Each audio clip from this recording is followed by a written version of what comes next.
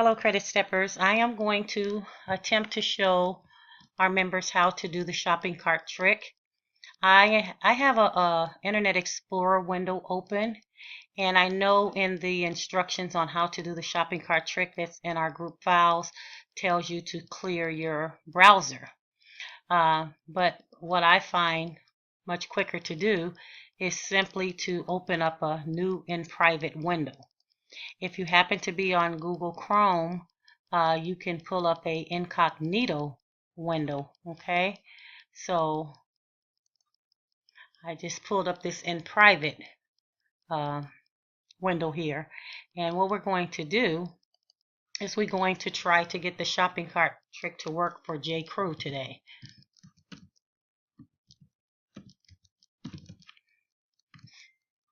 So we're going to go over here to J. Crew, and most of the shopping cart trick websites, or just about any website that you go to, they always give you a little pop-up window that invites you to sign up for their email list.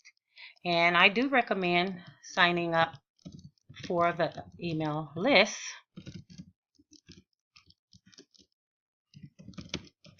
because it kind of tells them that you're interested in becoming a customer, possibly. Okay, and then that way, if it's a website that you kind of like and you get a credit card for, you can get all of their special discount emails and what have you. Okay, also when that pop-up comes, it also lets you know that your pop-up blocker is working. Okay, so there's a potential of you actually getting a pop-up for the pre-approved credit card. So now what we're going to do is we're going to go shopping.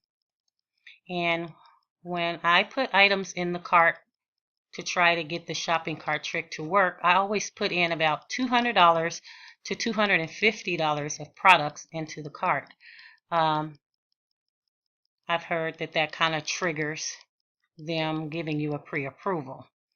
I also don't like putting clothing in there because I want to see if this thing is going to work or not, and so I want to just go about it kind of quickly. So I try to find a high price end item, and so I'm going to put this Italian leather bag into the cart.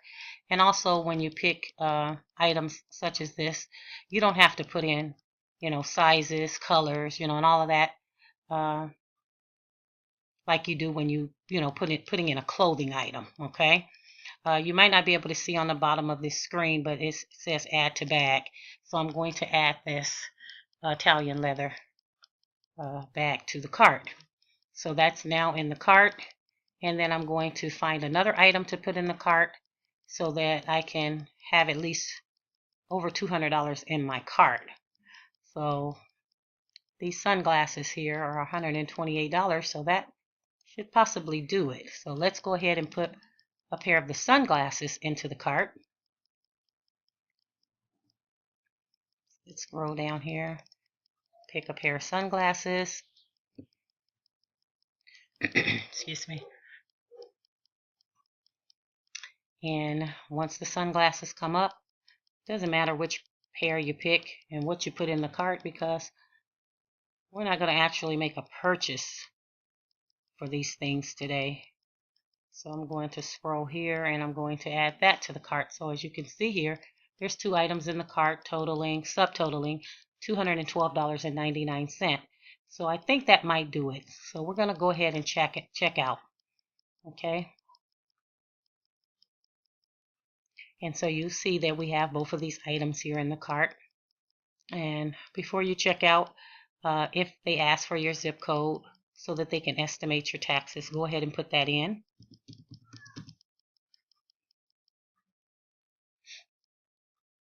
And once it populates how much your taxes is going to be, then you'll see a new total here that's in the cart, $232.69.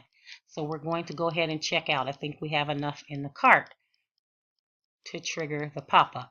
So the next screen is they're going to either ask you to register as a customer or check out as a guest. I don't register as a customer unless it's a card that I really want. I like the website and I'm going to go there often. So then I'll go ahead and I'll register as a customer. But right now, just for the sake of going through the checkout process, we're just going to check out as a guest. Okay. So you will get on the next window where you're checking out, where it's going to ask you your personal information, such as your name, address, your zip code, and your phone number on most sites.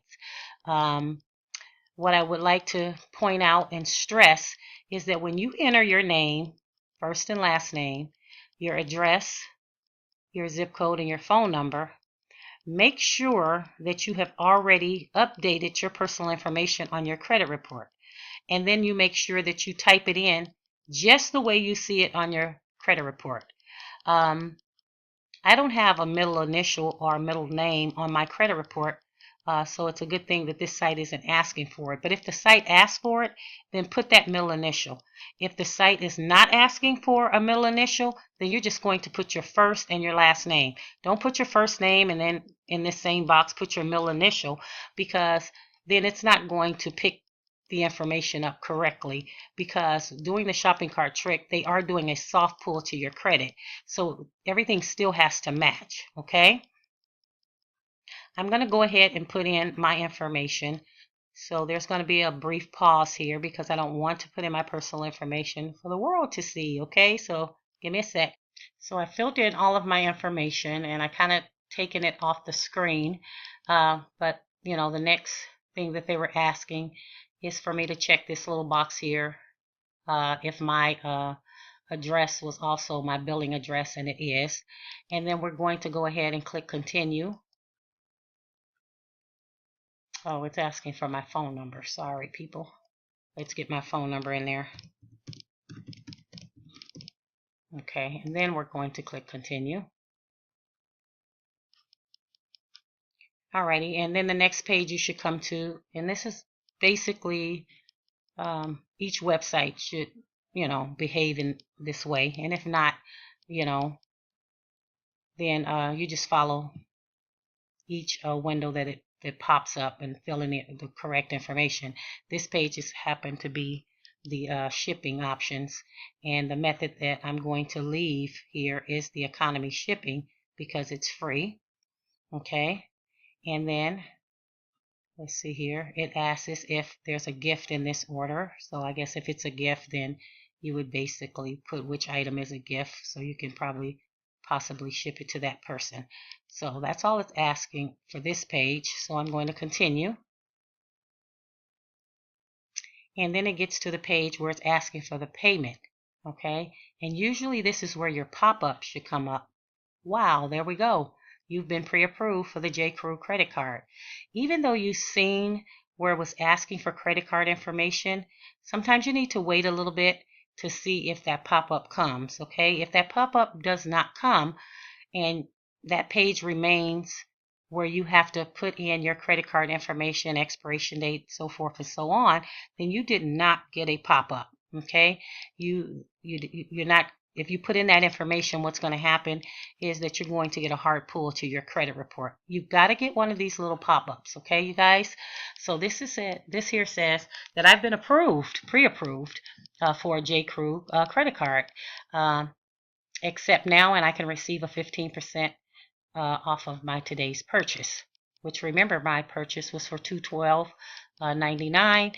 They would take 15% off, and should I wanted to purchase the items in my cart, I would only have to pay $181.04. Okay, you can either accept the pre-approved offer by clicking on yes, I'm interested, or you can click on no, thank you. But I'm going to go ahead and click on yes, I'm interested. Okay, and you might have to wait, and my internet is a bit slow this evening, but let's just wait and see. Okay, here comes something now. Okay, so it lets me know that I'm getting closer to accepting my pre-approval. Okay, so when you get to this page, what they're going to be asking you on this page is they're going to be asking you for your I want to see if I can pull this screen over some. I guess it's not going to let me get it. Okay. Anyhow, it's going to ask you for your birthday, and it's going to ask you for the last 4 of your social, as well as for your email address. Okay. This is how you know that you got the shopping cart trick, and that they're only going to do a soft pull to your credit because they're only asking for the last 4 digits of your social. If you have to put in the full 9 digits of your social, then it's going to be a hard pull to your credit. Then they go ahead and they asked you to read their electronic consent. Now, I wanted to point out here, you see this annual percentage rate? It's very high for these store cards and that you're trying to get with the shopping cart trick. So when you get these cards, you're getting them with the intent to build credit, not to actually get these cards and max them out. And not pay them down under the 30%, or not pay them off entirely, leaving no balance so that you don't get charged this 25%. Okay? Well, actually, I like to just round it off to 26%. Okay, so make sure you read all the fine print, you guys. Okay? And after reading all of the consents and the terms and conditions here, it'll take you down here, and by checking this box, basically what you're saying is that you're agreeing to all those terms and conditions and those other different things there that you just read. And then you would click submit. And I believe on this particular shopping cart trick that they'll give you the amount that you have been approved for after you click submit. But because I'm not going to be accepting this particular shopping cart trick card, I'm not going to go ahead and continue with that. Now, should it not give you a credit limit, you can always call in after receiving the card and ask them what is the limit on your card. But more than likely, 95% of the time, they will tell you once you go through the whole process in accepting this and submitting this, it will give you an amount that you were approved for. Okay, so this is how you do the shopping cart trick.